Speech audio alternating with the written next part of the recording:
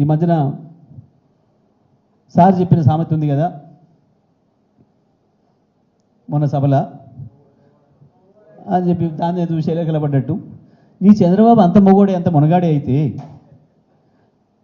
ఎందుకు అమరావతిలో ఒక్క సెక్రటేరియట్ కట్టుకోలేకపోయాడు? 5 సంవత్సరాలు క్లియర్గా పరిపాలన చేసిండు కదా. మోడీ ఆయన చేతిలో ఉన్నాడు కదా. అవాళ మోడీనే స్వయంగా వచ్చి శంకుస్థాపన చేసిండు కదా. మేము కూడా ఏం కిరికిరి పెట్టకుండా మా కేసీఆర్ సార్ కూడా వచ్చి ఆశీర్వాదం ఇచ్చి వచ్చిండు కదా మీకు. అయినా ఎందుకు ఒక్క బంగ్లా కట్టలేకపోయినావు?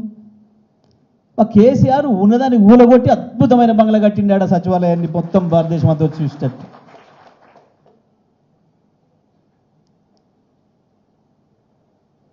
ఏది మీ మునగంతనం?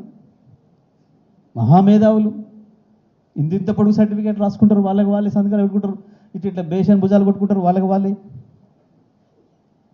ఏమైంది తెలివి? ఎందుకు ఇవ్వాలని కూడా ఇంకా 6-7 గంటల కరెంట్ ఉంది ఆంధ్రప్రదేశ్లో. ఇవాళకి కూడా 6-7 గంటల కరెంటు రైతాంగానికి.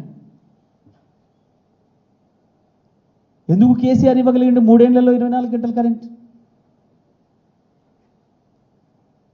ఒక ఆంధ్రప్రదేశ్లే కాదు, గుజరాత్లో కూడా 6 గంటల కరెంట్ ఇప్పటికి కూడా రైతాంగానికి. 6 అంటే 6 గంటలు, 6 నిమిషాలు కూడా ఎక్కువేయరు, 6 సెకండ్లు కూడా ఎక్కువేయరు. ఆ రాహుల్ గాంధీ అంటూ పెద్ద కార్యకర్త దొరికిండు మోడీకి కాబట్టి నడుస్తుంది కానీ వాళ్ళ రాజ్యం. కేసీఆర్ కనుక నోరిప్పడం మొదలు పెడితే మోడీ బట్టలు ఊసిపోవడం ఖాయం. వీళ్ళు కొట్టుకుంటున్న గప్పాలు రాయించుకుంటున్నవి మీడియాని భయపెట్టి, పొలిటికల్లోడే భయపడుతుండే ఈడీలకు ఐటీలకు. ఇక మీడియా హౌస్ వాడు భయపడా? వాళ్ళు చేసే పనులే అవాయ్,